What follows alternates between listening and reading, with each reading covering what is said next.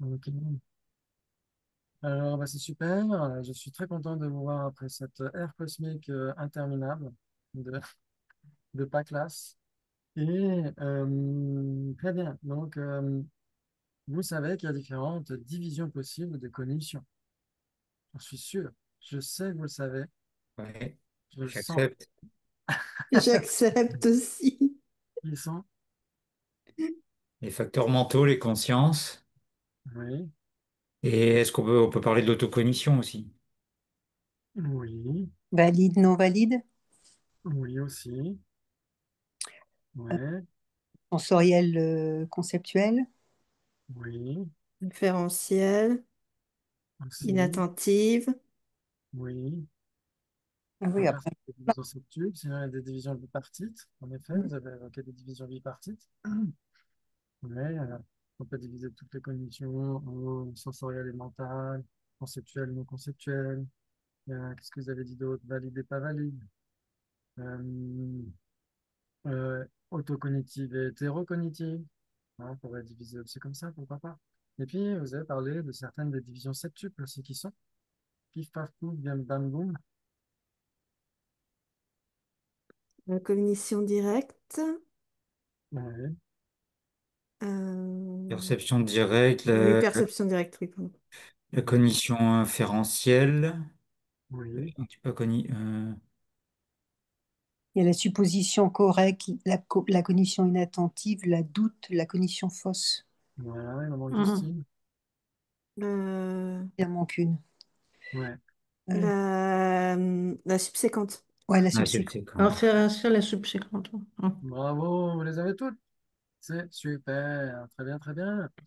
Et donc, en effet, on a vu donc, cette division septuple, on a pas mal débattu, on a vu la division tripartite, mais peut-être assez brièvement, et surtout les divisions bipartites. En effet, on a vu cognition mentale, cognition sensorielle, etc., etc. Et Mhm. il y a aussi, on peut dire, il y a les cognitions qui s'engagent par exclusion et les cognitions qui s'engagent de manière collective. Vous avez Hmm. déjà entendu parler de ça ou pas? Oui, Non? oui. Ça veut dire quoi? Les perceptions directes, elles s'engagent de manière collective, c'est-à-dire qu'elles voient tout, elles ne tronquent pas la réalité, alors que les autres, c'est comme les conceptuels, c'est-à-dire elles sont filtrées par nos croyances quelque part. Ouais. Donc, ça veut dire que celles qui sont directes, elles voient tout, alors elles sont omniscientes. Non, non, non, non. Non, c'est qu'elles restituent. Hmm, L'objet apparent, il y a énormément de caractéristiques, mais elle réalise qu'une partie de de l'objet apparent, en Voilà. fait. Ouais. Mais en effet, il y a un faisceau d'informations pour celles qui s'engagent de manière collective. Ouais. Vous m'entendez? Ah, ça a coupé. Ici, si, on Si, si, t'entend. on t'entend. On t'entend un peu éloigné, mais on Ouais, t'entend. c'est bizarre parce que ce matin, je t'entendais mieux.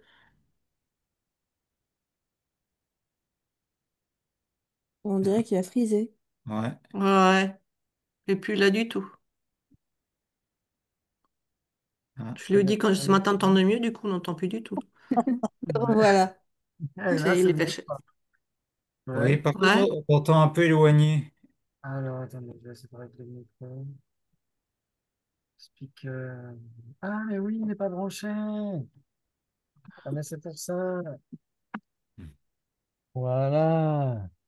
Ah oui, là, c'est bon, là. Ouais. Oh, oui, non? Ouais, là, c'est mieux. Ok, désolé. Ah J'avais oui. complètement oublié de le brancher. Il était juste devant mon pif. Ok, c'est mieux comme ça. Ah Donc, oui. en effet, on a parlé des divisions septuples. Et là, il y a les divisions, parmi les divisions bipartites, celles qui s'engagent par exclusion et celles qui s'engagent de manière collective. Ouais.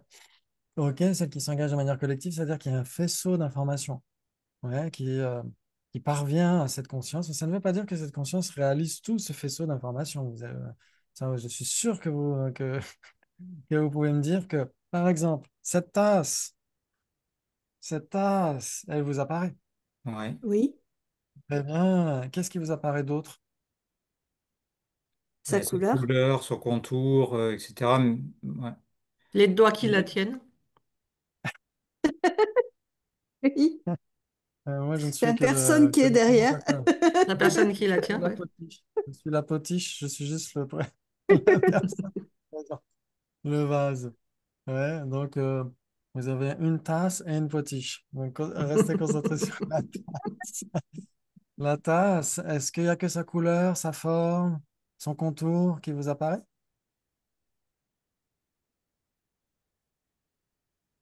Il y a des reflets aussi qui sont dessus. Mais bon, on ne sait pas où Ouais. elle était Ouais, mais fabriquée, on ne si, sait parce pas. qu'on voit pas son impermanence, on voit pas ses molécules, Ah, on son voit pas. impermanence, est-ce qu'elle vous apparaît ou pas? Non. Ah non? Non. Ok. Alors, si tu la casses, peut-être que là, oui, mais la Hmm. permanence grossière, oui, mais Ouais. pas sa L'impermanence substance. grossière, elle pourrait nous apparaître, mais est-ce que l'impermanence subtile ne nous apparaît pas? Est-ce qu'elle ne fait pas partie du tout de la tasse? Quand une tasse Non, elle fait apparaît, partie de la tasse, mais elle ne nous apparaît pas. Bah, elle elle ne nous nous apparaît pas. a en Bah, fait. on sait qu'il y a une impermanence, Enfin, ou alors elle nous euh, apparaît, mais on n'en réalise pas. mais on n'a pas, on l'aperçoit pas, Oui, hein. elle apparaît, mais elle n'est pas réalisée. Hmm. Mm. Ouais, ça veut dire que notre cognition est inattentive au regard de l'impermanence de la tasse, non? Oui. Ok, bravo par exemple. Si on prend les pages d'un bouquin et que je vous demande combien de pages sont passées devant vos yeux, Bah, c'est vrai. Mais, 53. est-ce attends que je vérifie. Il va Il dire non. mais, mais Honnêtement, pour l'impermanence de la tasse, est-ce qu'elle n'est pas réalisée est-ce par que- inférence? ah, alors oui, oui, pour l'inférence, oui. L'inférence, c'est une cognition qui s'engage par exclusion. Mais là, l'impermanence subtile, vu qu'elle fait partie d'une même substance avec la tasse, là avec le livre, est-ce qu'on peut nier Ouais. que les pages soient passées devant vos yeux? Que Non. Non. toutes Hmm. les pages soient apparues devant vos yeux? On ne peut Hmm. pas le nier, vous êtes d'accord? Mm. Très Oui. bien. Mais est-ce que votre conscience visuelle réalise pour autant ce qui se manifeste à elle? Pas du tout. Non. Hmm. Exactement. Pourtant, ça reste impermanent. C'est impermanent, c'est une même substance. L'impermanence de la tasse est une même substance avec la tasse. Et donc, normalement, on dira que tout ce qui est une même substance simultanée avec la tasse devrait apparaître à la conscience qui appréhende la tasse. Ouais, à la conscience visuelle qui appréhende la tasse. Ouais, très bien. Donc, si on dit que tout ce qui est une même substance simultanée, vous savez ce que ça veut dire, c'est être une même substance? Il est sûr que vous vous souvenez ce que veut dire être une même substance. Qui apparaît à une même J'accepte. perception directe et qui n'apparaît pas séparément.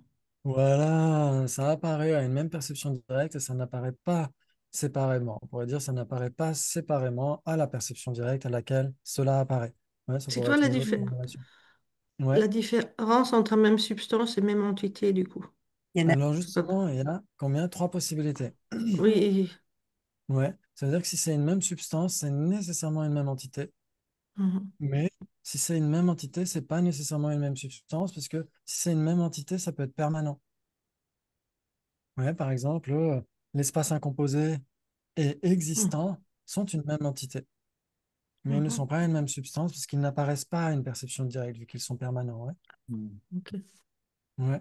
Donc si c'est une Hmm. même substance, c'est nécessairement une même entité, mais si c'est une même entité, c'est pas nécessairement une même substance. Ouais. Ok. Très Hmm. bien, très bien, magnifique. Donc on dira que l'impermanence de la tasse et la tasse sont une même substance. J'accepte, ouais. Oui. J'accepte. Ok. Et en plus d'être une même substance, alors elles sont une même substance parce que, Parce qu'elles n'apparaissent pas séparément à la perception La perception directe qui... directe qui les appréhende. à Hmm. laquelle elles apparaissent. Ouais, Exactement, très bien. Donc, il s'ensuit donc que le sujet de l'impermanence de la tasse et la tasse sont une même substance. j'accepte. J'accepte. Hmm. Et en plus, elles sont une même substance simultanée. Simultanément. J'accepte. Vous vous J'accepte. souvenez de ce que ça veut dire être une même substance simultanée? Ça passe Elles arrivent ensemble, elles demeurent ensemble, elles disparaissent ensemble. ça. Voilà, exactement, tout à fait. Ouais, on ne dit pas impermanent et la tasse, on dit la tasse et son impermanence. Ouais. Pas la tasse et impermanent. Parce que là, elle ne serait pas une même substance simultanée, elle serait une même substance. Ouais. Tu Mhm. peux Très bien. Mais là, la tasse et son impermanence sont une même substance simultanée. Très bien, donc on dira que tout ce qui est une même substance simultanée avec la tasse doit apparaître à la conscience visuelle qui appréhende la tasse. Ouais, ça vous parle? Oui, J'accepte, oui. Oui, oui. Parce que, en effet, c'est une même substance simultanée avec la tasse. Et Mhm. donc, si on dit que c'est une même une substance simultanée avec la tasse, ça doit nécessairement apparaître à la conscience visuelle. Il s'ensuit donc que ici, l'anse de la tasse et la tasse sont une même substance simultanée. J'accepte. Très bien, donc ça veut dire que les deux doivent apparaître. Tour de magie. Ah non, j'aurais dû faire un tour de magie, un vrai tour de magie. Ça voudrait dire que les deux doivent apparaître. Pas d'implication. Ah, ça veut dire que ici, l'anse de la tasse n'apparaît pas, alors qu'elle est une même substance simultanée avec la tasse. Elle n'apparaît pas à nous, mais à toi, elle apparaît. Peut-être qu'elle a perdu son anse entre-temps, on ne sait pas. Peut-être que c'était un vrai tour de magie. Très bien. Donc, si on dit qu'un phénomène, que deux phénomènes qui sont une même substance simultanée doivent nécessairement apparaître à la conscience qui appréhende l'un ou l'autre, ça poserait question, non? Parce Hmm. que l'anse, dans ce cas-là, si elle est de l'autre côté, elle n'apparaît pas. Ok, donc essayez d'y réfléchir pour la fois prochaine. Et là, on sépare Hey! ces deux objets différents quelque part parce qu'on parle de l'anse d'un côté et de la tasse de l'autre. Oui, Mais si on stipule l'anse de la tasse, ça implique que ça appartient à la tasse. tout à fait. C'est une partie du tout, ouais. Après, je pense qu'ils sont une même substance, mais pas nécessairement une même substance simultanée. Ah L'anse peut très bon? bien se casser, l'anse peut très bien se Oui, casser et la casse rester. Et la tasse rester. oui. Mais c'est un peu la J'ai même problème. j'ai- j'ai une tasse ici chez moi, dont Oui, il y a eu une anse à une époque, elle n'y est plus. Mais la tasse, oui. elle est encore là. Oui, mais malgré tout, quand les deux sont jointes, elles sont nécessairement une substance simultanée, non? Ben, la tasse, dans ce cas, il aurait fallu que la tasse cesse d'exister en même temps que l'anse. Alors, la tasse, elle va s'altérer en même temps. Après, une fois que l'anse est séparée de la tasse, elles ne sont plus une même substance de toute façon. Hmm. Hmm. Ouais. Donc, elles ne peuvent plus être une même substance simultanée, puisqu'elles ne peuvent pas être une même substance quand elles sont séparées, ouais. Ça devient deux entités séparées. Exactement. Ouais. Mais Mais la Oui, ça. du coup, là, oui, ça ressemble à la perception inattentive, puisque c'est pas parce qu'on voit pas l'anse qu'elle y est pas. Donc, Oui, oui, c'est ce que j'allais dire. C'est un peu comme la terre qui est plate ou pas plate, quoi. Je veux dire, nous, on voit la terre plate, mais elle n'est pas plate. Et en fait, à un bout d'un moment, on sait qu'elle n'est pas plate. Mais c'est pas que nous, nous, on voit qu'elle est plate. Oui. Ah, Et ça veut dire. Ouais. Du coup, c'est un peu. On sait que c'est comme ça, c'est tout. C'est Oui. admis. Oui. Pour moi, c'est Mais pareil, quoi. et on dit que quand une cognition inattentive, souvenez-vous, une cognition inattentive, c'est quoi la définition? Tiens, profitons-en. C'est une cognition qui ne réalise pas son objet. Ok, censé donc qu'une cognition fausse est une cognition inattentive. attends, c'est une cognition qui est une base commune entre. On dirait que Elle est basée sur quelque chose qui existe, mais elle ne le réalise pas. Elle est en accord avec la Hmm. réalité.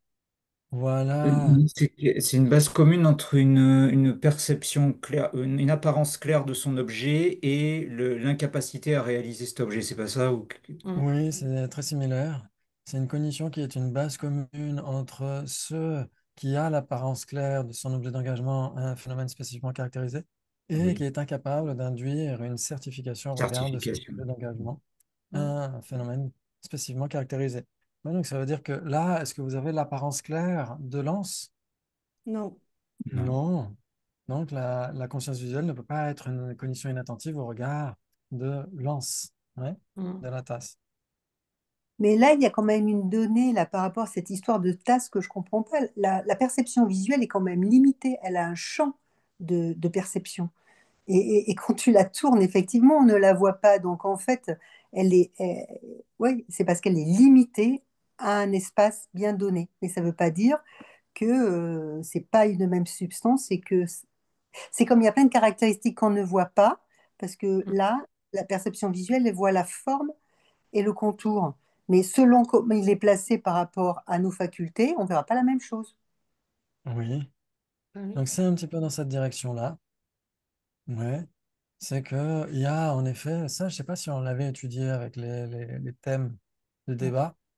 On n'avait pas, peut-être pas été vraiment en profondeur, ce qui est dommage parce que ça nous aide à comprendre tout ça. C'est que ici, on dira que la tasse et son impermanence sont en effet une même substance simultanée, mais en plus sont une même substance simultanée en termes de localisation, de nature et de durée. En termes de localisation, de durée et de nature. C'est plutôt comme ça en tibétain. Yul, du, ranshin, kan la teute, rudezechik. C'est toute une phrase pour dire que l'impermanence de la tasse va apparaître quel que soit le côté de la tasse qui va vous apparaître. C'est ça que Mm. ça veut dire. C'est-à-dire que l'impermanence de la tasse n'a pas d'autre choix. On pourrait dire le contour de la tasse aussi, la couleur de la tasse n'a pas d'autre choix que d'apparaître euh, en fonction de la perspective qui appréhende la tasse. Hmm. Ouais, parce que l'impermanence, elle imprègne toute la tasse. Or, l'anse, elle n'imprègne pas toute la tasse, Hmm. parce que c'est une partie de la tasse.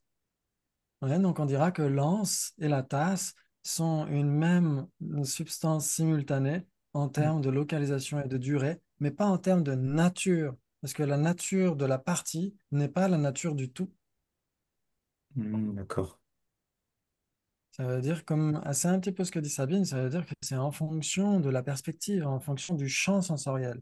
Donc on pourrait dire qu'en effet, c'est pourquoi la formulation qu'on a dite tout à l'heure par rapport à une même substance, ce sont deux phénomènes qui n'apparaissent pas séparément à la perception directe à laquelle ils apparaissent. C'est-à-dire qu'il faut qu'ils apparaissent. Ah, les Sinon, on deux. dirait exactement. Hmm. Sinon, est-ce qu'on dirait que l'anse ici apparaît? Non, il n'y a que la tasse qui apparaît. Donc ça voudrait Hmm. dire que l'anse et la tasse ne sont pas la même substance. Pourquoi? Parce Elles qu'il y a- sont une même substance. Hmm. Exactement, elles sont une même substance pour la perception directe à laquelle elles apparaissent toutes les deux. C'est ça que ça veut dire. D'accord. Ouais. Là, on est vraiment dans l'épistémologie pure et dure. Là, c'est vraiment du croustillant praliné. Ça veut dire qu'elles ne sont une même substance que si l'anse est visible.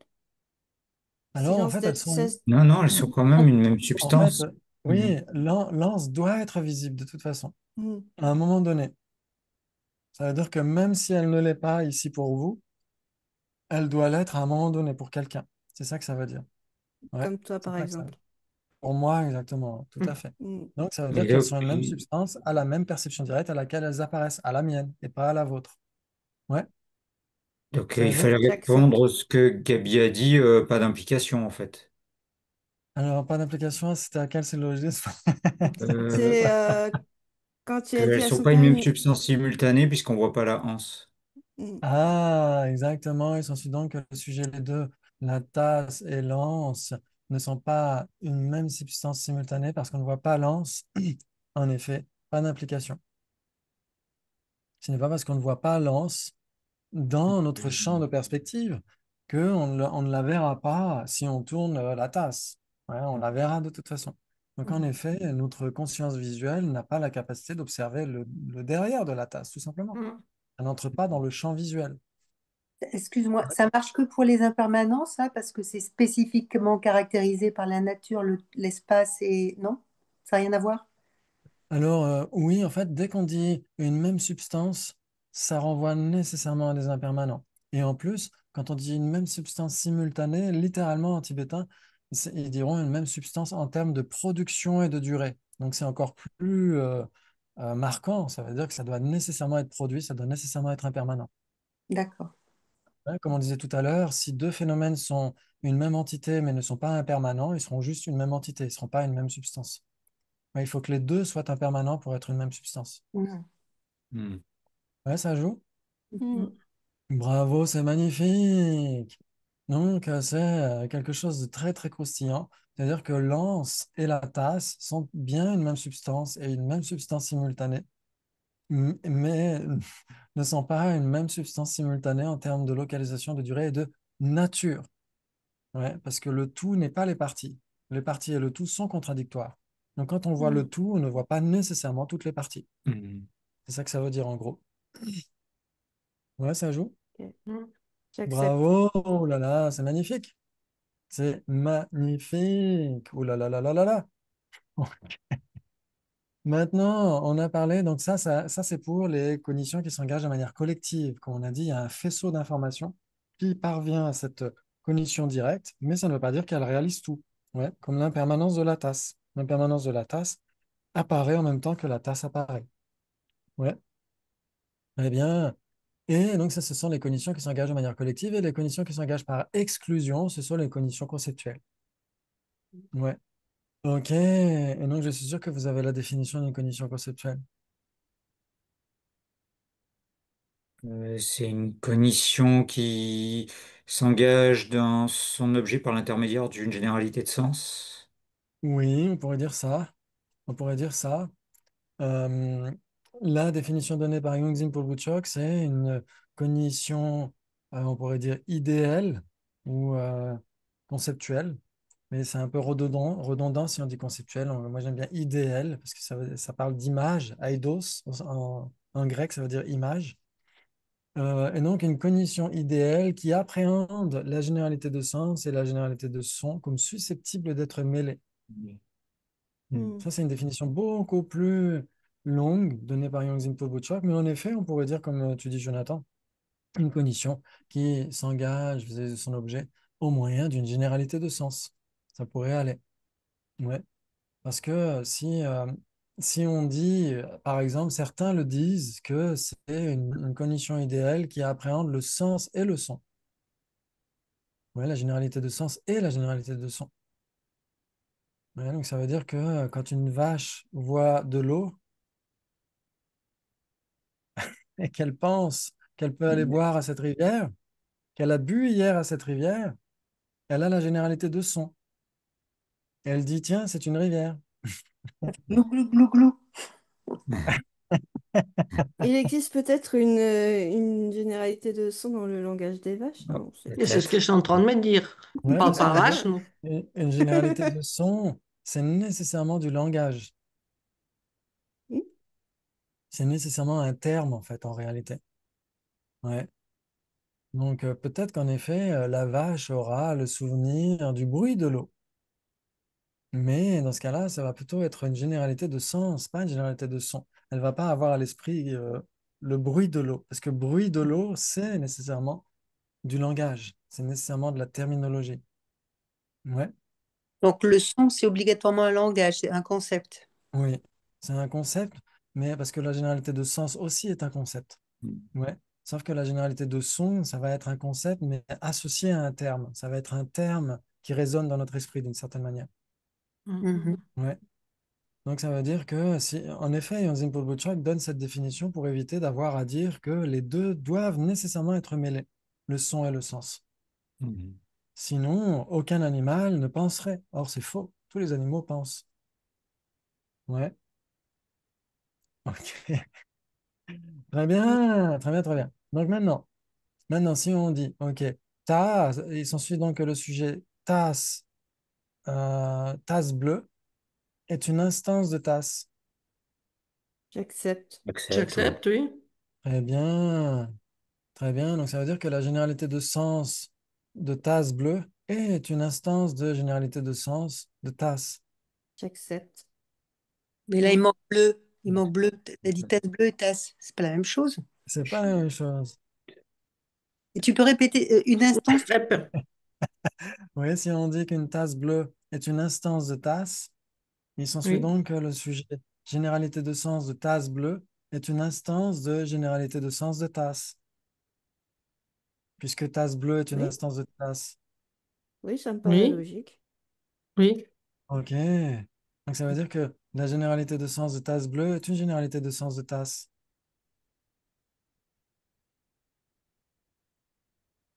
Ah non. Non, non, c'est une instance de... Ah, Une, ce serait comme dire que tasse bleue est une instance de tasse Oui. signifierait que tasse bleue oui, tasse bleue est une tasse. Et tasse bleue est Euh, bien une tasse. Je confirme.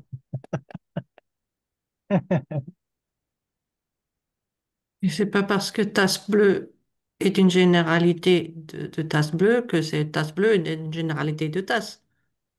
Oui. Donc, Vali, tu dirais pas d'implication. Alors, si je dis, Oui. il s'ensuit donc que le sujet généralité de sens de tasse bleue est une instance de généralité de sens de tasse, car tasse bleue est une instance de tasse. Là, ce serait pas d'implication pour Vali. Ouais, je dirais Mm. aussi pas d'implication. Ouais, je peux prendre. Ouais. Ouais, je vais dire pas d'application aussi. Exactement, parce que comme on vient de le dire, une conscience conceptuelle s'engage par exclusion. Elle Hmm. exclut tout ce à quoi elle ne pense pas, de manière Mm. explicite. Ouais, quand on pense à tasse bleue, on ne pense pas à tasse, on pense à tasse bleue. Mm. Mm. Ça pose question, hein. Ça pose question. Et si on pense à tasse, c'est plus facile à comprendre d'ailleurs. Si on pense à tasse, on ne pense pas à tasse bleue. Là, c'est plus facile à comprendre. Mm. Ouais, parce qu'on écarte les caractéristiques spécifiques.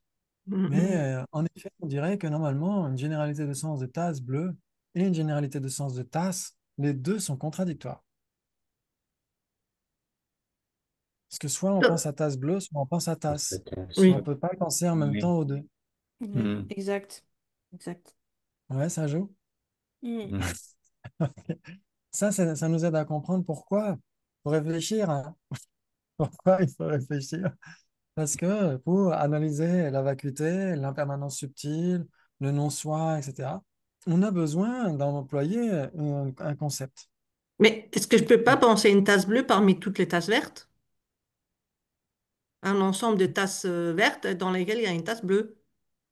Oui, tu Dans ce peux, cas-là, en je effet, passe. Ou tasses de tu toutes peux couleurs. Et penser, puis là-dedans, il y a. Dans ce cas, je peux penser aux deux. oui, exactement, tu pourrais dire, je pense à une tasse bleue au milieu de tasse verte.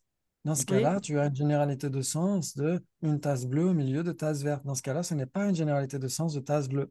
Non, parce que tu ne penses pas exclusivement à tasse bleue. En fait, Exactement. Ouais, ça veut tu dire que penses les deux exclusivement sont à tasse vraiment. bleue, tu peux pas penser à autre chose. Ça écarte les tasses rouges, Oui, les tasses moyennes, les tasses, voilà. oui, exactement. Donc, si tu penses à tasse bleue qui est au milieu de tasse verte, dans ce cas-là, c'est une généralité de sens très Ok, oui. spécifique qui est Mm. contradictoire avec la généralité de sens de tasse bleue. Mais Mm. parfois, Mm. excuse-moi, mais des fois on dit je pense à un chien et c'est pas une généralité, on pense à un chien bien spécifique, c'est-à-dire qu'il y a des associations d'idées qui fait Oui, que on pense par exemple à ta tasse là, et ben tu penses à la tasse bleue parce que tu penses à celle que tu préfères, tiens, c'est celle-là, etc. Par association d'idées, mm, des fois, je trouve que tout à fait. Mm. Exactement. c'est plus compliqué. Ouais. C'est pour ça qu'il y Mm. a la conscience conceptuelle.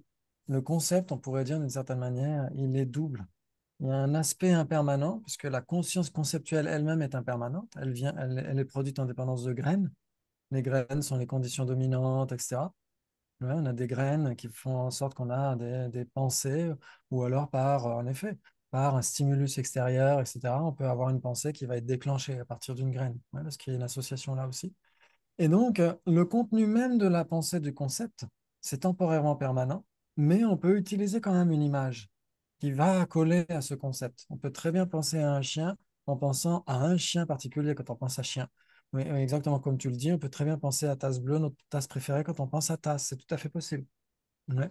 Donc, ça veut dire Mm. que on a une généralité de sens qui renvoie à l'opposé de ce qui n'est pas tasse, ou l'opposé de ce qui n'est pas tasse bleue, ou l'opposé de ce qui n'est pas chien, etc. Et à coller à cela, dans notre conscience conceptuelle, il peut y avoir malgré tout une image. Voilà, c'est ça, oui. Mhm, mhm. Tout à fait possible. Ouais. Mm. C'est magnifique ça. Ouais, parce que dans de nombreux cas, les concepts qu'on a, bien sûr, ils font suite à une perception directe. Et donc, il y a un souvenir qui traîne là, quelque part dans notre Mm. esprit, et ce souvenir peut être utilisé pour générer un concept très spécifique. Mais si par exemple on pense à la vacuité ou au non-soi, est-ce qu'on a une image, comme quand on pense à tasse ou à chien ou à arbre? Non, Du non, Ça tout. pose question, hein. c'est beaucoup plus compliqué. Ouais. C'est plus Mm. abstrait. Ouais. Ouais, c'est plus abstrait. C'est ça qui est magnifique. Justement, plus c'est abstrait, plus on doit avoir une généralité de sens qui doit vraiment coller à la réalité. Mm. Sinon, on ne comprend pas le phénomène en question. Ouais. Très bien, c'est super. C'est super, bravo, bravo, c'est magnifique. Vous comprenez parfaitement tout ça. Ensuite, ensuite, euh, ok. Il s'ensuit donc que si c'est une cognition inférentielle au regard d'un phénomène, c'est nécessairement une cognition conceptuelle au regard de ce phénomène. Oui, Regarde ce J'accepte. phénomène. moi, j'aurais dit j'accepte. Oui, Ah, parce ok. qu'une inférentielle, c'est nécessairement une conceptuelle, mais je Bah crois oui. rajouter au regard de ce phénomène. Tu peux la redire, la phrase? Je vais la refaire sans trembler des genoux. Il s'ensuit donc que si c'est une cognition inférentielle au regard d'un phénomène, c'est nécessairement une cognition conceptuelle au regard d'un phénomène. Bah, moi, je Oui, pense que Moi, oui. je j'accepte. dirais que Oui, j'accepte, oui. j'accepte. Oui, oui, oui. Très bien, ok. Donc ça veut dire que la cognition inférentielle qui réalise l'absence de permanence d'une tasse est une cognition conceptuelle au regard de l'impermanence de la tasse. J'accepte. Mais c'est pas une perception. Pas de- La, la perma- L'impermanence ou la permanence? pas Ouais, une d'implication. Je cognition suis pas sûre. inférentielle qui réalise l'absence de permanence d'une tasse, c'est nécessairement une cognition conceptuelle au regard de l'impermanence de la tasse. Bah oui. Ah, et non, non, pas sûr. Non. Moi, je dirais pas Et c'est d'implication. chez nous que c'est conceptuel, mais pas pour la tasse. Hmm. Ah oui, ça dépend à qui on l'attribue là. Pour nous, Ouais.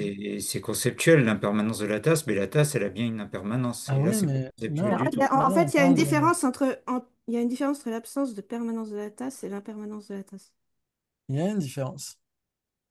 Et le fait que Il y a une tu n'aies pas différence. employé le même, que tu aies employé dans la première partie du syllogisme, Du que tu as employé syllogisme. absence de permanence, et que dans la deuxième Oui, partie du syllogisme, tu as employé impermanence, oui. ça me pose question. Bah, Parce qu'en Quand on, effet, ouais. quand il y a une absence, moi, ça me fait penser à une perception yogique d'un côté, et puis de l'autre côté, une perception inférentielle où tu réfléchis à l'impermanence de quelque chose. Oui, mais En fait, la là, on est cognition uniquement dans le contexte de inférentielle a l'inférence et de la réalisé, conception. Ouais. Je n'ai pas entendu. en fait, la cognition inférentielle a réalisé une absence de permanence. Mais elle est conceptuelle. Parce que Non. c'est une inférence, donc Mais elle ce est qui est, conceptuelle. en Oui, on fait, est ce que qui dans est le Alors, domaine. réalisé, redis-moi la phrase que je la note, s'il te plaît. en fait, On va la l'absence refaire. de Et ça, permanence c'est est donc. réalisée explicitement et l'impermanence est réalisée implicitement, alors. Oui. Donc, essayez de vous souvenir que quand on parle d'une conscience conceptuelle, c'est nécessairement une condition qui s'engage par exclusion. Ouais, Mhm. si on pense à Mm, l'absence de permanence, on ne pense nécessairement pas à l'impermanence. j'accepte. Ouais, donc la Mhm. phrase, c'est il s'ensuit donc que le sujet, une condition inférentielle au regard d'un phénomène est nécessairement une condition conceptuelle au regard d'un phénomène. Ouais, je dirais pas d'implication. Au regard de la première, du premier Oui. syllogisme par rapport à celui-là, je dirais pas d'implication. Ok. Donc là, il n'y a pas de syllogisme, c'est juste une Non, conséquence en deux parties. Ouais. Ouais. c'est une coïncidence. Alors, Donc, ouais. Et t'es obligé ouais, de il s'ensuit répondre donc que le pourquoi, du sujet. coup. Enfin, t'es Ouais, obligé. on doit répondre pourquoi. Ouais. Ouais, il s'ensuit donc que le sujet cognition inférentielle au regard d'un phénomène est nécessairement une cognition conceptuelle au regard d'un phénomène. Attends, est-ce que tu peux répéter, s'il te plaît? Ah, ça va trop vite, là. Il J'ai eu une s'ensuit cognition donc Tu parles trop que le inattentive. vite. sujet. Pardon, désolé. Il s'ensuit donc que le sujet, une cognition inférentielle au regard d'un phénomène, est nécessairement une cognition conceptuelle au regard d'un phénomène. Ah bon, Mais, Maxime, oui, j'accepte. J'accepte. j'accepte. Oui, j'ai Moi, envie de te dire. j'accepte. Moi, j'accepte. Vous avez changé d'avis. Moi, Non, j'accepte dès le début. Enfin, on a je- accepté tout à l'heure. Ok, donc la cognition inférentielle qui réalise l'absence de permanence d'une tasse, c'est nécessairement une cognition conceptuelle au regard de l'impermanence de la tasse. Non, D'implication. c'est là que je comprends pas. moi, j'accepte ça. Parce que si la cognition inférentielle réalise l'absence de permanence de la tasse, et qu'elle comprend que la tasse, bien sûr, existe, elle comprend nécessairement l'impermanence de la tasse. Eh oui, Bah oui, pour moi, implicitement. Mais c'est oui. elle, elle Oui, ne implicitement. conceptualise pas l'impermanence de la tasse. Ah, attends, ça, c'est pas sûr. Peut-être qu'elle a Parce que la Dans, cognition Non, inférentielle elle réalise conceptualise l'absence l'absence de de permanence de permanence. la tasse, exactement. Ouais. Et si si, elle est et si on, si on C'est- conceptualise absence de permanence, on ne conceptualise nécessairement pas impermanence. Ah Et bon? Mais inversement, si on a c'est une un peu généralité comme. de sens. Mm. d'impermanent, on n'a nécessairement pas la généralité de sens d'absence de permanent ou de non permanent. Mais c'est un peu quand tu dis il fait jour dans ce cas-là. Enfin, quand il fait nuit, c'est l'absence de lumière. Quand il fait nuit, tu réalises bien qu'il n'y a pas de lumière. Pour moi, c'est le même sens. Oui, ça C'est me rappelle pas... une histoire drôle avec Kim Jong-un et c'est bon. Non, mais pour moi, c'est l'idée est là. Tu réalises qu'il fait nuit. Donc, il y a l'absence de lumière. Donc, il y a absence de lumière. Donc, voilà quoi. Pour moi, ça revient Exactement. pour moi, ça. Exactement, mais là, on parle d'une réalisation conceptuelle, une réalisation inférentielle. Ouais, quand on réalise, par exemple, jour, Oui? on réalise l'absence de nuit, mais on ne Oui. la conceptualise pas, cette absence de nuit. Ah, C'est attends. implicite. On a... Attends. Exactement. On la Implicite? conceptualise pas, même si c'est C'est implicite, on implicite. la conceptualise pas. Oui, mais le truc, c'est que la cognition inférentielle qui réalise l'absence de permanence de la tasse, certes, elle réalise implicitement son impermanence, mais Oui, la cognition conceptuelle, elle réalise aussi l'absence de permanence. Et l'absence de permanence et l'impermanence, ce sont deux phénomènes différents d'une certaine manière, parce que l'absence de permanence, oui, c'est un phénomène permanent, et oui, l'impermanence est un phénomène impermanent. Donc ce sont deux oui, phénomènes différents. exactement. Donc, Je suis d'accord, euh, j'accepte. voilà. Donc quand tu nous dis si une cognition inférentielle, attends, c'était quoi ta formulation? Une cognition inférentielle, Il tu réalise peux... l'absence de Non. permanence d'une Non, tasse, l'autre, une cognition celle inférentielle au d'avant. regard d'un phénomène, Oui, et nécessairement une euh, cognition conceptuelle au regard d'un phénomène. au regard de ce phénomène. Au départ, tu avais Pour dit moi, ça. pour moi, oui, oui. Au Alors regard de ce on phénomène. Ce Mais pourrait dire, si phénomène, au regard ok, d'un autre phénomène, ça marche plus. j'accepte de dire ce phénomène, ok, je vais le reformuler. Il s'agit donc, si c'est une cognition Hein. inférentielle au regard de ce phénomène, c'est nécessairement une cognition conceptuelle au regard de ce phénomène. Mais pour moi, j'accepte. Puis c'est toute la cognition qui est conceptuelle. Pour moi, elle est entachée du conceptuel. C'est une inférence, donc implicite ou explicite, c'est la cognition qui est. Oui. Oui, la cognition inférentielle étant une cognition conceptuelle, du coup, la réalisation, elle est forcément conceptuelle. Ouais. oui, Implicitement ou d'accord, mais explicitement, hein. exactement, c'est là où ça fait toute la différence entre explicite et implicite. Ah oui, Par mais exemple, quand il y a une si, sécheresse, tu as envie d'arroser. oui, La sécheresse, c'est quand même un manque d'eau en soi. exactement, tout à fait. Donc, c'est une absence. Donc, du C'est une coup, absence. implicitement, tu as envie d'arroser. Exactement. Quand on dit Donc, c'est t'as tout sécheresse, de suite. Oui, quand on dit sécheresse, on ne pense pas absence d'eau, mais on le réalise oui, Mm. voilà. conceptuellement. C'est le même principe. C'est exactement le même principe. Ah. Ça veut dire que une cognition inférentielle qui réalise l'absence d'eau dans un territoire, etc., Hein, réalise la sécheresse, mais ne la conceptualise pas.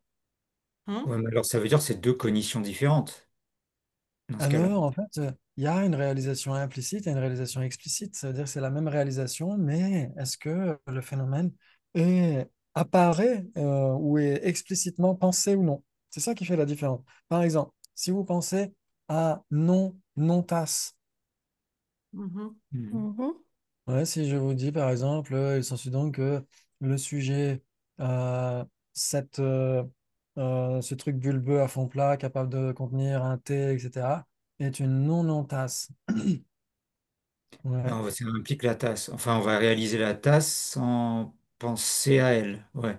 On ne réalise Exactement, pas vous ne la... pensez pas. Ouais, Vous ouais, Mais réalisez une je, on tasse parce pense que si pas à vous la tasse. réalisez une non-non-tasse, vous réalisez nécessairement une tasse.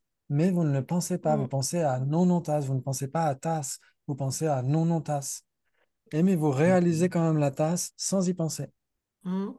ouais, mais d'un point de vue logique, je suis d'accord, oui, c'est exact. On pense pas à tasse, on pense à non-non-tasse. Donc, ce serait que la partie non-non-tasse qui serait conceptuelle et pas tasse. Oui. Mais pourtant, d'un point de vue logique, c'est pas logique. Enfin, si on Et suppose, inversement, si c'est la même et- cognition et qu'elle est conceptuelle, oui. les deux parties devraient être conceptuelles, sinon c'est deux cognitions différentes.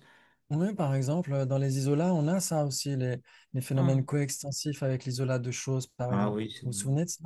Oui, c'est On hum, vrai. a par exemple chose qui est une avec chose, ouais, un avec chose, le définiendum de capable d'opérer une fonction et l'existant imputé triplement qualifié de capable d'opérer une fonction. Si on pense à chose, on réalise ces quatre, mais on n'y pense pas. On pense que à Mm, hum, chose. mm. Ouais. Quand on pense à chose, on pense nécessairement à chose qui est une avec chose. En fait, on réalise nécessairement chose qui est une avec chose, chose qui n'est pas différente de chose, le définiendum de capable d'opérer une fonction, etc., etc., non? hum, Ouais, ouais. Ok. Et si on pense à non-non-tasse, si on réalise que cet objet que j'ai là, c'est une non-non-tasse car c'est bulbeux à fond plat capable de contenir de l'eau, du thé, ouais, dans ce cas-là, on réalise que c'est une tasse, mais on n'y pense pas. On pense à non-non-tasse, on pense explicitement à non-non-tasse et on réalise implicitement que c'est une tasse. Et hum, inversement, quand vous pensez à tasse, vous réalisez non-non-tasse, mais vous n'y pensez pas. Vous hum, pensez tasse. Ouais, ouais. Ouais, ça joue. hum. Vous avez bien fait de venir, hein. Mais attends, mais on la réalise, mais pour autant on la réalise, mais c'est pas une perception directe Alors ça. là, on parle de cognition inférentielle, là. Et voilà. Ouais, de cognition conceptuelle. On ne parle pas de Donc, perception directe. Ouais. et oui. Ouais. Donc, ça veut dire que dans Mais du toute... coup, là, il y a une ambivalence avec le terme de conceptuel. Est-ce que conceptuel, c'est uniquement le fait de penser à quelque chose ou c'est tout ce qui est produit par la généralité de sens, en fait, qui est Ouais. imaginé par l'esprit? Tout Parce ce que qui du est. coup, on aurait une Ouais. perception directe de l'impermanence de tasse, quoi. Comment ça? Mais si on réalise l'impermanence de la tasse en conceptualisant l'absence de permanence, Ouais. et que c'est pas conceptuel, ça veut dire que c'est direct. Ah oui. Ah, Et ouais. d'accord. Ok. D'accord, d'accord. Là, je Donc on comprends ce que devrait tu la veux dire. réaliser. Mm. Ouais. En fait, ça veut dire tout simplement que cette conscience qui réalise la non-permanence de tasse est une cognition conceptuelle, mais elle ne conceptualise pas l'impermanence de la tasse, tout en la réalisant. C'est ça que ça veut dire. Hum. Ouais, C'est comme la sécheresse.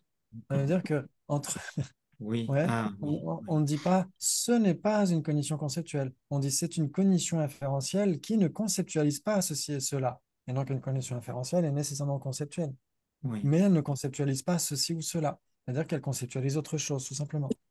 Hum, Non? Oui, puisqu'on peut aussi réaliser des choses de façon conceptuelle, donc oui. Oui, oulala, oui, bravo. Comme la sécheresse. Mm. Ouais. Donc, ça veut Ok, bravo. C'est magnifique. Ça veut dire que réalisation implicite et réalisation directe, il y a combien de possibilités?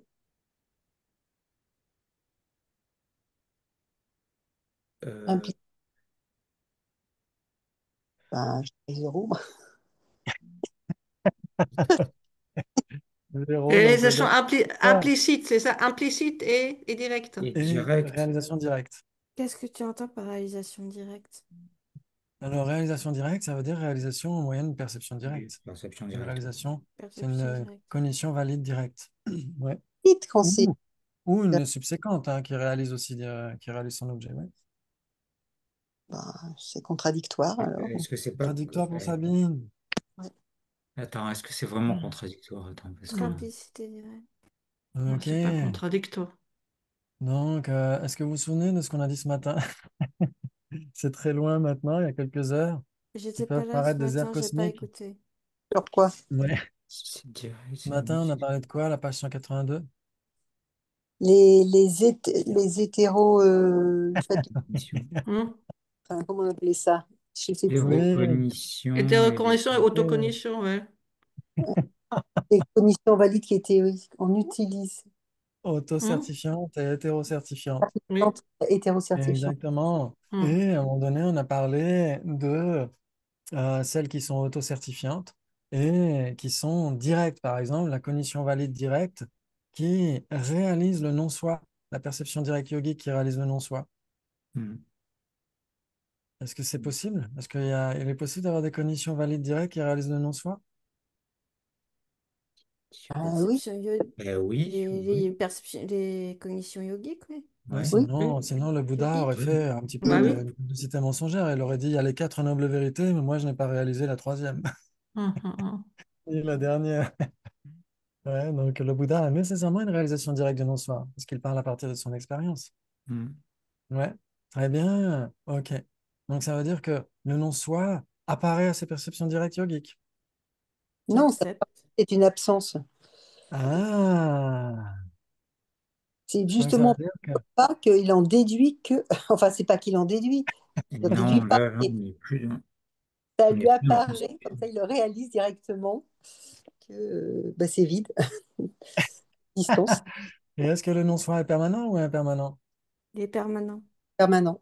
Les phénomènes permanents sont les objets apparents des... Conscience conceptuelle. Et donc les objets permanents ne sont nécessairement pas les objets apparents des Perception Des, directe. perceptions directes. Ouf. C'est ça qu'on a dit ce matin, non? Mm. Mm. Et et donc ça veut dire Pas que que ce matin, quelqu'un on qui l'a dit réalise... plusieurs fois. Et ce matin, c'était encore plus frais. Et donc, en effet, enfin, moi, j'étais pas très frais, mais en tout cas, c'était sûr qu'on en a parlé de manière fraîche ce matin. C'est que le non-soi est permanent et Mm. est réalisé directement par une perception directe yogique. Sinon, il n'y aurait pas d'Arya, il n'y aurait pas les trois Oui. joyaux, il n'y aurait pas le Mm. Bouddha, etc. Mm. Mais comme le non-soi est permanent, il n'apparaît pas à la perception directe yogique. Et donc, il est réalisé explicitement ou implicitement? Implicitement. Implicitement, là.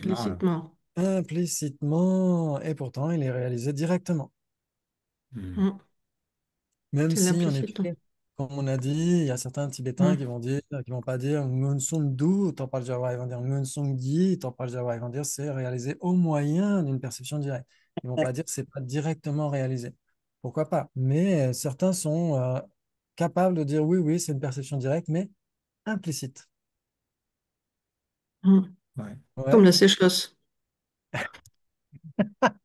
Alors la sécheresse, on pourrait dire que quand on voit la terre sèche, etc., on voit ça, c'est explicitement réalisé. Par contre, la sécheresse elle-même, l'absence d'eau, l'absence de Mm. pluie, etc., ça, oui, c'est réalisé implicitement. Parce C'est que c'est ça, une... ouais. Mm. Exactement. Ouais. Très Mm. bien. Non, si on a dit qu'il y a des bases communes, parce qu'il y a, par exemple, la perception directe implicite du non-soi, c'est plus Il y a, contradictoire. il y a quatre possibilités alors. Il Oui. y a quatre possibilités. On est passé d'un côté du spectre à l'autre bout. Mm. Quatre possibilités entre perception, réalisation directe et réalisation implicite. Très bien, donc on Mm. a déjà trouvé ce qui est les deux. Ouais. Ouais, comme la sécheresse. Et donc, ensuite, qu'est-ce qui pourrait être une réalisation directe, mais pas implicite? Bah, une perception directe visuelle de la tasse, par exemple. Ok, Explicite, quoi. Mm. la perception directe visuelle de la tasse. Ouais, c'est une perception directe, on pourrait dire c'est une réalisation, les premiers moments, les moments subséquents réalisent la tasse. Ouais, faut pas dans ce cas-là ajouter les conditions inattentives, il faut les mettre de côté. Mm. Mais si on dit oui, en effet, une perception visuelle qui réalise la tasse, elle la réalise nécessairement explicitement, vous êtes d'accord? Mm. Oui. Très bien, bravo. Donc c'est ce qui est une réalisation directe et une réalisation qui n'est pas implicite, ouais, qui est Mm. explicite. Explicite. Très bien. Maintenant, qu'est-ce qui serait une réalisation explicite, mais pas une réalisation directe? Eh ben, l'exemple qu'on a donné tout à l'heure, l'inférence sur l'absence de permanence de la tasse. Oui, exactement. Tout à fait.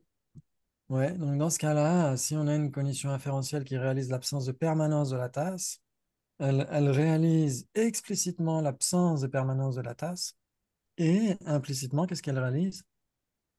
Son impermanence. Mm. Voilà, elle réalise l'impermanence de la tasse implicitement. Ouais, on pourrait dire la cognition inférentielle qui réalise explicitement l'impermanence de la tasse réalise implicitement l'absence de permanence de la tasse. Ça revient au même. Parce que dès l'instant où il y a une réalisation explicite, il doit y avoir une réalisation implicite. Il y a nécessairement les deux. C'est Ouais, toujours, ça va toujours par deux. ça Mm. va toujours par deux. C'est-à-dire que Si on réalise un truc, on réalise nécessairement l'opposé de ce non-truc. Quand- D'accord. Uniquement quand c'est conceptuel, parce que quand c'est direct, comme la perception yogique, ça peut être qu'implicite. Oui.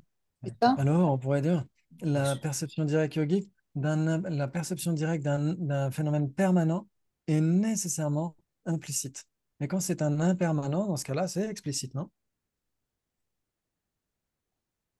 Oui, mais alors, c'est parce que je pensais au non-soi, à la vacuité. Oui, oui, oui, Ouais, d'accord. par exemple, c'est ce qu'ils disent. Ils disent que la perception directe yogique réalise explicitement les agrégats et implicitement l'absence de soi dans les agrégats. Donc, il y a une réalisation explicite et une réalisation implicite là aussi pour cette perception directe. Ouais, Mhm. ça joue. Mm. Mhm. Bravo! Ouh là là, c'est magnifique. C'est magnifique. C'est super. Et donc, ça donne combien de possibilités? Bah là, on est à Ouais. 3 et la Quatre. quatrième, ça Ouais, voudrait. maintenant, qu'est-ce qui n'est ni une réalisation implicite ni une réalisation directe? Eh ben, Les doutes? Oui, ça pourrait jouer, voire même une corne de lapin, Ouais. voire même une table, etc. Mais si on parle de réalisation, Inattentive. cognition, Oui, mais une si on cherche dans les inattentive, non? cognitions. et on parle d'une réalisation Qui qui soit n'est ni ni une une réalisation réalité. directe ni une réalisation implicite, Alors, ça va être Ah, une c'est une conceptuelle, inattentive. explicite.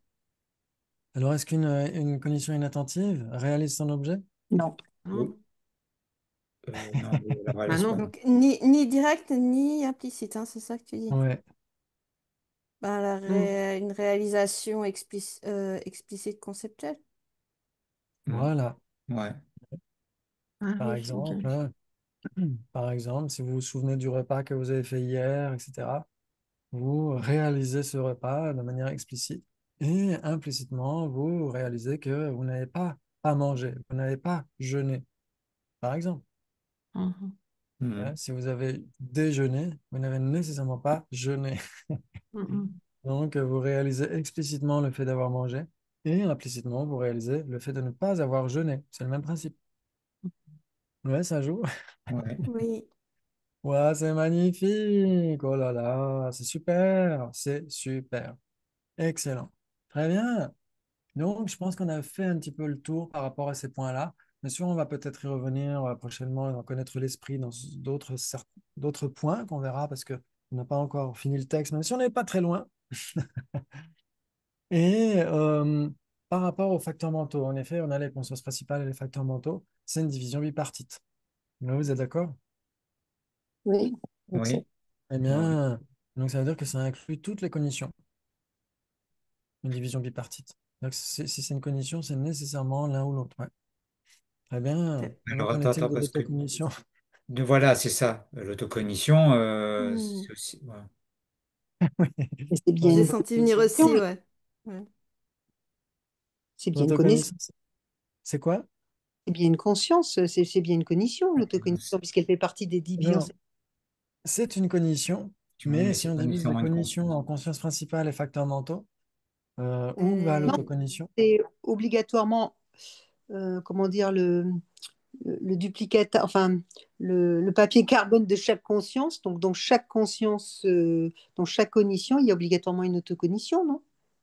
Oui, mais Oui, on pourrait dire ça. l'autocognition n'est pas une conscience ni un facteur mental. Oui, oui, oui, je suis d'accord, oui. Oui, Mais elle est quand même on pourrait toujours dire que, associée à une ouais, conscience. à une conscience, pas nécessairement à toute cognition, parce qu'elle n'est pas l'autocognition d'un facteur mental, par exemple, mais c'est Oui. l'autocognition d'une conscience principale, en tout cas, oui, exactement.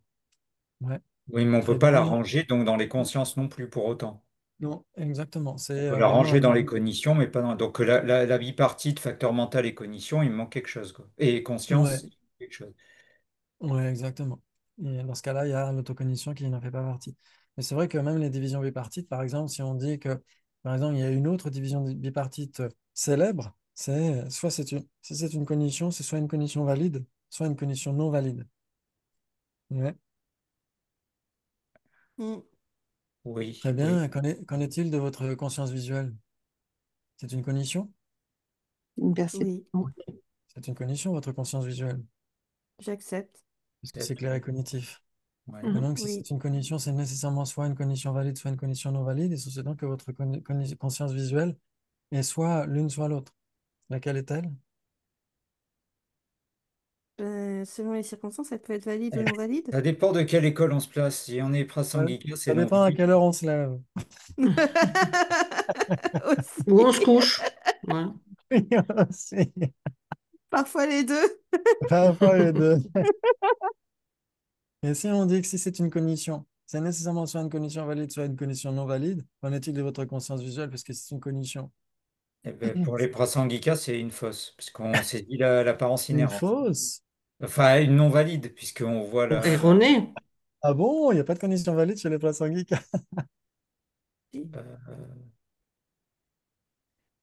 Mais Pourquoi il n'y en aurait pas? Si on voit l'absence d'existence inhérente, elle est valide.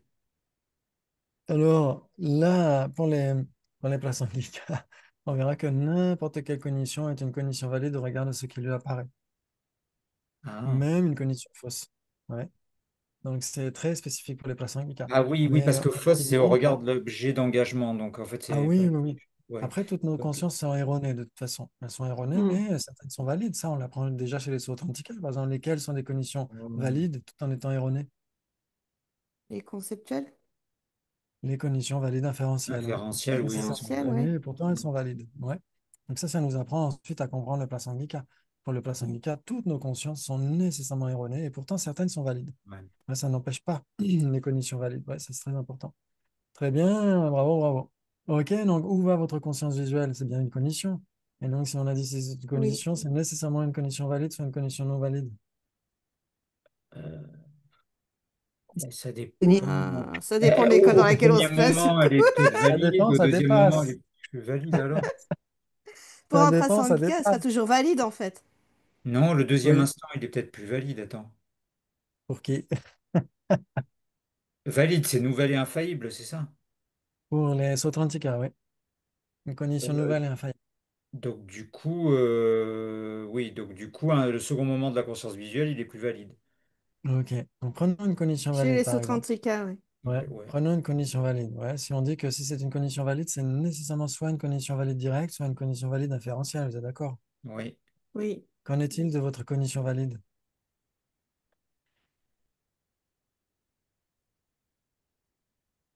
Ah, Si on dit si c'est une C'est cognition la valide, c'est nécessairement généralité de soit direct, cognition soit valide inférentiel. directe. C'est la généralité. En fait, cognition valide directe et cognition valide inférentielle sont des instances de cognition valide. ouais. Exactement. Et donc, si on dit que n'importe quelle cognition valide est soit une cognition valide directe, soit une cognition valide inférentielle, qu'en est-il de cognition valide elle-même? Ouais. Et cognition valide n'est pas une cognition.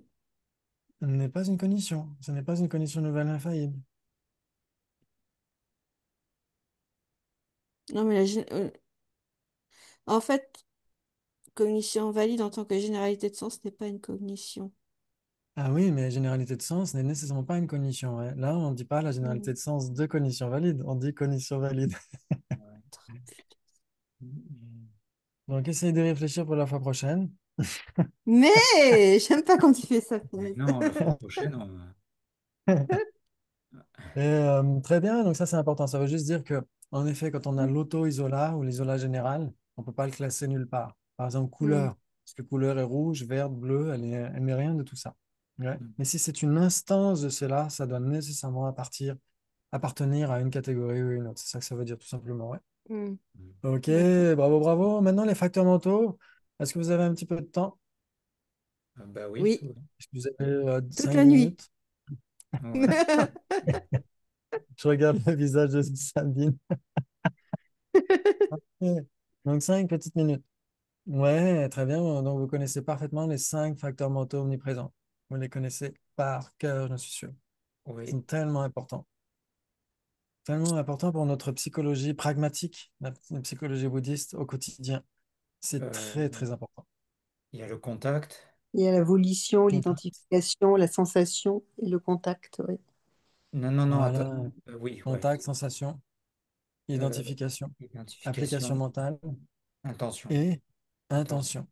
C'est Intention, volition. très...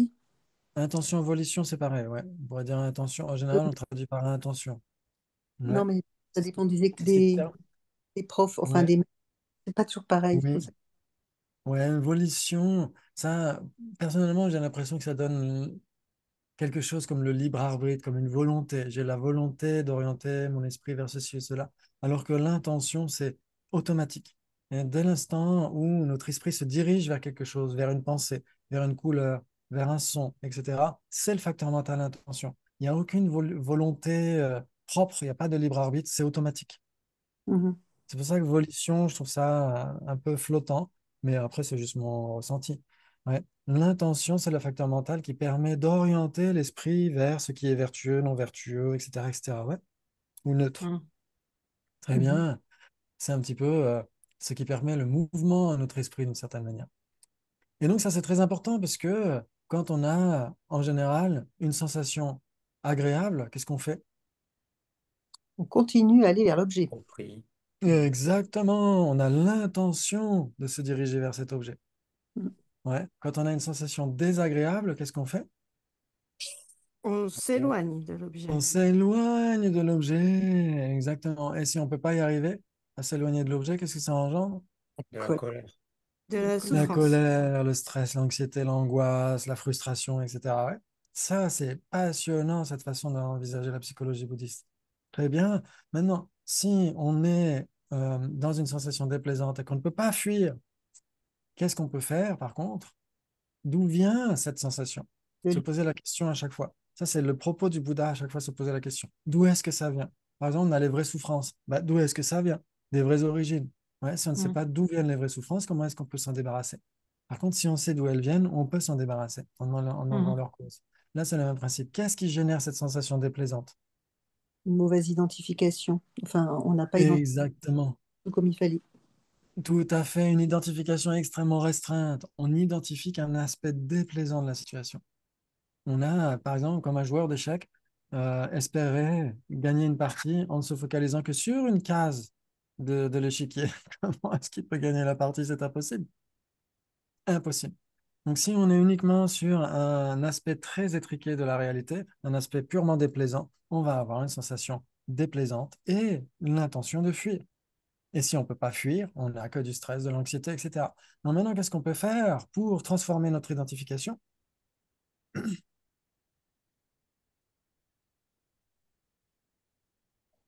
On utilise le contact et l'application mentale, c'est-à-dire qu'on entre en contact avec une information nouvelle.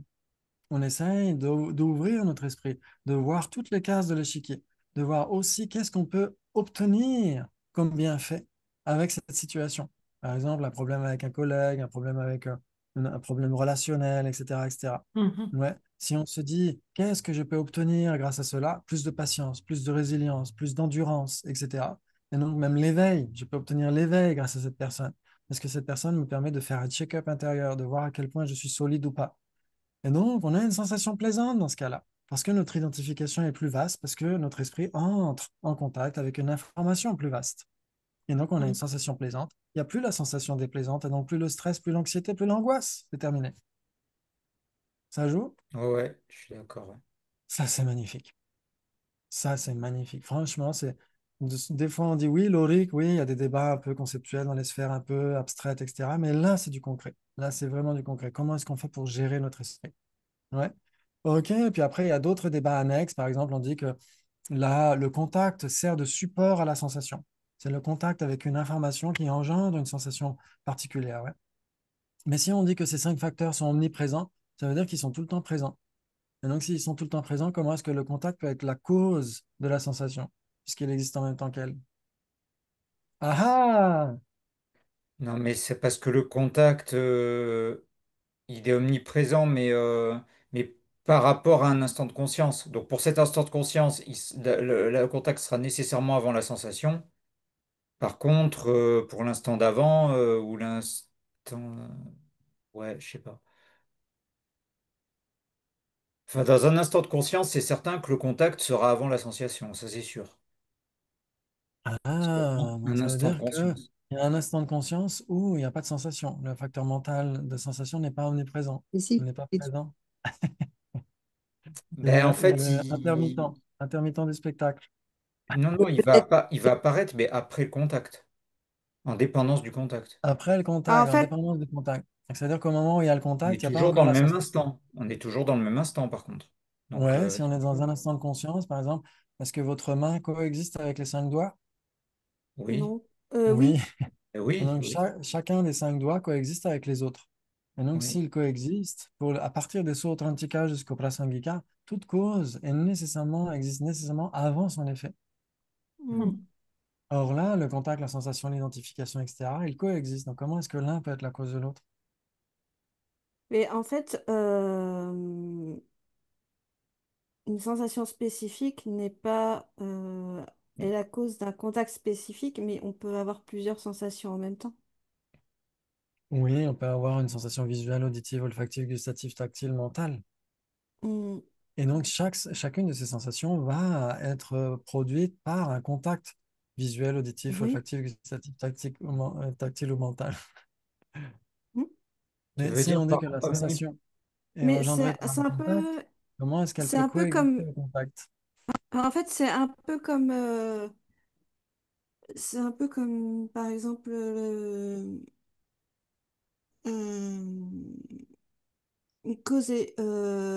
la cause et l'effet,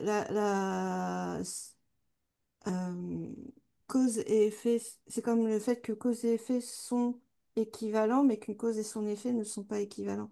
C'est Oui, exact, je suis un d'accord. peu la même logique. Oui. C'est-à-dire Oui, que Mm. une sensation est causée par un contact, mais une sensation donnée ne sera pas... Enfin, on a plusieurs sensations et plusieurs contacts en même temps. Et enfin, oui. je sais pas comment le formuler en fait, pour que ce soit clair. Oui, c'est pas évident, hein. Mais Mais ouais. en effet, si on dit que, par exemple, on a les 5 doigts de la main, et donc ils sont nécessairement simultanés. Ouais, ça c'est Mm, nécessaire parce qu'ils sont omniprésents. Donc s'ils sont omniprésents, ils sont tout le temps là. Il n'y aura pas un moment où il y a le contact avant la sensation, avant l'identification. Il y a nécessairement le contact pendant la sensation et pendant l'identification. Mais il peut y avoir un contact avant une sensation particulière. mm.